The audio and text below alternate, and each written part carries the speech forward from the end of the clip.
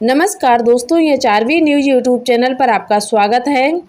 दोस्तों, उत्तर प्रदेश की महिलाओं को 50,000 रुपये 2027 चुनाव से पहले बड़ी तैयारी।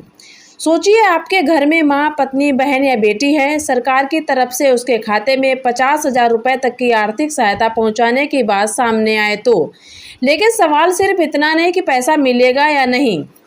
क्या ये महिलाओं को आत्मनिर्भर बनाने की योजना है या 2027 के विधानसभा चुनाव से पहले शुरू हुई चुनावी वादों की नई रेस? क्योंकि उत्तर प्रदेश में चुनाव अभी दूर जरूर है, लेकिन सियासत की तैयारी शुरू हो चुकी है।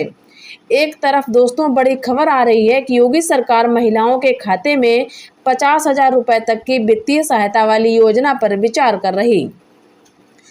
आपको बता दें कि पहले 20,000 रुपये सरकार बनाने की स्थिति में अगले 3 किस्तों में 10,000 रुपये देने की बात कही जा रही।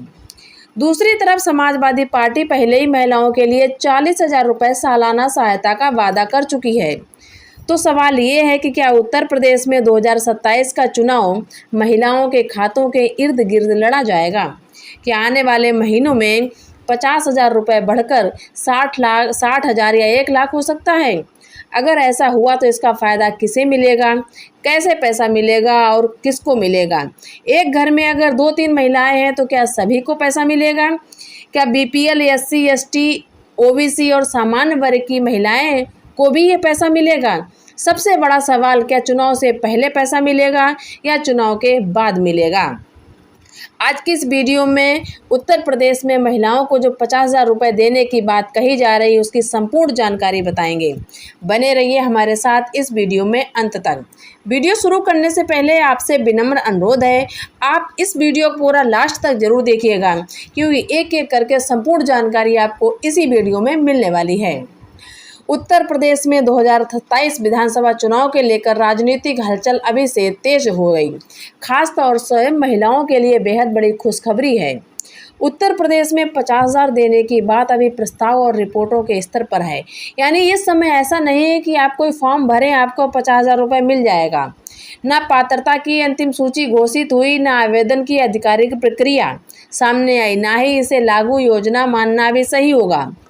लेकिन सरकार ने ऐलान कर दिया है कि महिलाओं की आर्थिक स्थिति को लेकर हम बेहद चिंतित हैं और एक बड़ी योजना पर विचार चल रहा है। इसी बीच महिलाओं को समाजवादी पार्टी के जो अध्यक्ष हैं, मुखिया अखिलेश यादव ने भी सालाना 40,000 रुपये देने की बात पहले ही कर चुके हैं। मार्च 2026 में उन्होंने नारी समृद्धि सम्मान योजना के तहत गरीब परिवारों की महिलाओं को 40,000 रुपये सालाना आर्थिक सहायता देने की घोषणा की है। यानी यहाँ पर दोस्तों साफ है, 2027 से पहले महिलाओं के लिए आर्थिक सहायता राजनीतिक एजेंडे का हिस्सा बनने जा रहा। अब आपको बता दें कि क्या 50,000 वाली बात सही है या झूठ है। सबसे पहले हम आपको स्पष्ट रूप से बता देना चाहते हैं कि मीडिया रिपोर्ट के अनुसार उत्तर प्रदेश सरकार महिलाओं के लिए एक ऐसी योजना पर विचार कर रही है जिसमें पात्र महिलाओं को कुल 50,000 रुपये तक की सहायता देने का प्रस्ताव इसमें लाया जाएगा। एक मुश्त में आपको 20,000 रुपये दिए जाएंगे और आगे जो 10,000 रुपये करके वो 3 किस्तों में आपके खाते में पैसा आएगा। यानी पहली किस्त 20,000 रुपये, फिर 10,000 रुपये, फिर 10,000 और फिर 10,000, ऐसे हो जाता है कुल 50,000। लेकिन यहाँ सबसे ज़रूरी शब्द आपको बता दें कि ये अभी योजना पर सरकार विचार कर रही है, प्रस्तावित नहीं है। इसलिए अगर सोशल मीडिया पर आपको कोई पोस्ट मिले कि आज से आवेदन शुरू, हर महिला को 50,000 मिलेगा, यहाँ से फॉर्म भरें, तो तुरंत अभी भरोसा न करना। आधिकारिक घोषणा और पात्रता आने तक किसी भी फर्जी लिंक पर अपनी बैंकिंग जानकारी, OTP, आधार संबंधी जानकारी बिल्कुल साझा नहीं करना। अब आते हैं सबसे बड़े राजनीतिक सवाल पर, महिलाओं के लिए ही इतनी बड़ी आर्थिक योजनाएं क्यों? इसका एक कारण सामाजिक और आर्थिक सशक्तिकरण भी है। सरकार अक्सर ये तर्क देती है कि अगर पैसा सीधे महिलाओं के खाते में पहुंचेगा तो परिवार की आर्थिक स्थिति मजबूत होगी, महिलाओं की निर्णय लेने की क्षमता बढ़ेगी, उन्हें स्वरोजगार के लिए पूंजी मिल सकती है। लेकिन इसके साथ एक राजनीतिक पहलू भी है। देश के अलग अलग राज्यों में महिला मतदाताओं की भूमिका लगातार महत्वपूर्ण है।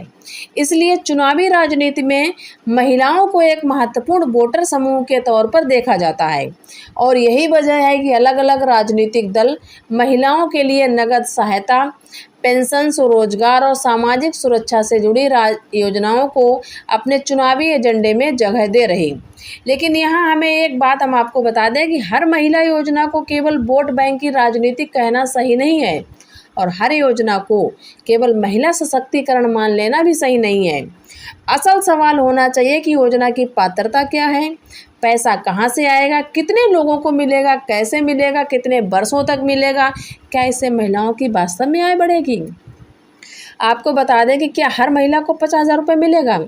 अगर आपके घर में 3 महिलाएं हैं तो क्या तीनों को 50,000 रुपये मिलेगा, क्योंकि योजना अभी अंतिम रूप से अधिसूचित नहीं हुई है।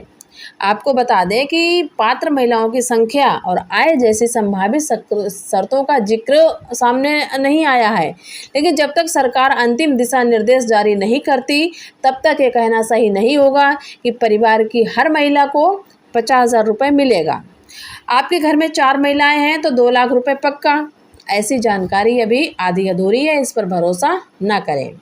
सरकार अगर ये योजना को मंजूरी देती है तो संभव है कि आय प्रमाण पत्र, पारिवारिक की स्थिति, बैंक खाता, आधार लिंकिंग, निवास प्रमाण और अन्य शर्तें निर्धारित की जाएंगी। SC, ST, OBC और सामान्य वर्ग को लेकर भी सोशल मीडिया पर अलग अलग दावे चल रहे हैं। लेकिन अगर योजना का उद्देश्य आर्थिक रूप से कमजोर महिलाओं को सहायता देना है तो जाति से ज़्यादा आर्थिक पात्रता महत्वपूर्ण हो सकती है। अंतिम नियम आने तक किसी भी वर्ग को लेकर पक्की घोषणा करना सही नहीं होगा। अब आपको बता दें कि पैसा किस तरह मिल सकता है। अगर ये योजना लागू होती है तो DBT के माध्यम से पैसा सीधे आपके बैंक खाते में भेजा जाएगा। इसका मतलब ये है कि पैसा सीधे लाभार्थी के बैंक खाते में भेजा जाएगा। इस मॉडल का फ़ायदा ये है कि इस बीच के बिचौलियों की भूमिका कम हो सकती है। सरकार के लिए भुगतान का डिजिटल रिकॉर्ड बनता है, लाभार्थी तक राशि सीधे पहुंच सकती है, लेकिन इसके लिए बैंक खाता सक्रिय होना, सही विवरण, KYC और अन्य सरकारी रिकॉर्ड में जानकारी का मिलान जरूरी है। इसलिए ये अगर आपको 50,000 रुपये जो योजना सरकार लाएगी लेना है तो अभी से अपना खाता जो है KYC वगैरह करा लें और बैंक खाता से संबंधित जितने भी नियम कानून हैं सब अपडेट करा लें। बिहार में मुख्यमंत्री महिला रोजगार योजना के तहत महिलाओं को रोजगार और स्वरोजगार के लिए 10,000 रुपये की सहायता दी गई। केंद्र सरकार के अनुसार योजना में प्रत्येक परिवार से एक महिला को 10,000 रुपये की सहायता DBT के जरिए देने आगे उद्यम की सफलता के आधार पर 2 लाख रुपए तक का अतिरिक्त सहायता की संभावना यहाँ पर रखी गई है। अब उत्तर प्रदेश में प्रस्तावित आर्थिक सहायता को इसी तरह की राजनीति और कल्याणकारी योजनाओं के संदर्भ में ये देखा जा रहा है कि महिलाओं को 2027 के यूपी चुनाव चर्चा के लेकर 50,000 रुपये की आर्थिक सहायता यहाँ पर दोस्तों दी जाएगी। अब विपक्ष की बात, समाजवादी पार्टी के अध्यक्ष अखिलेश यादव पहले ही महिलाओं के लिए आर्थिक सहायता की घोषणा कर चुके हैं। उन्होंने कहा कि अगर 2027 में समाजवादी पार्टी की सरकार बनती है तो महिलाओं को 40,000 रुपये सालाना दिए जाएंगे। एक तरफ बीजेपी सरकार से जुड़ी 50,000 तक की संभावित योजना की रिपोर्ट है, दूसरी तरफ समाजवादी पार्टी का 40,000 रुपये सालाना। अब ये उत्तर प्रदेश की महिला मतदाता, यही वजह है कि इसे चुनावी वादों की शुरुआती रेस में देखा जा सकता है। ये फ्री की रेवड़ी है क्या? क्या महिलाओं को पैसा देना रेवड़ी है? इसका जवाब आसान नहीं है। अगर सरकार किसी महिला को पैसा इसलिए देती है कि सिलाई, पशुपालन, छोटा व्यापार, दुकान, खेती, किसी दूसरे रोजगार में लगाए, अपनी आय बढ़ाए, तो इसे सामाजिक आर्थिक निवेश के रूप में देखा जा सकता है, जैसे कि बिहार में महिला रोजगार योजना चलाई जा रही है। इसलिए असली मुद्दा सिर्फ ये नहीं कि 50,000 मिलेंगे या नहीं मिलेंगे। असली सवाल ये होना चाहिए कि 50,000 मिलने के बाद महिला की आय कितनी बढ़ेगी। अगर महिला 50,000 से अपना छोटा व्यवसाय शुरू करती है, अगले 5 साल में उसकी आय 5,000 से बढ़कर 15,000 महीना हो जाती है, तो इसका असर बहुत बड़ा है।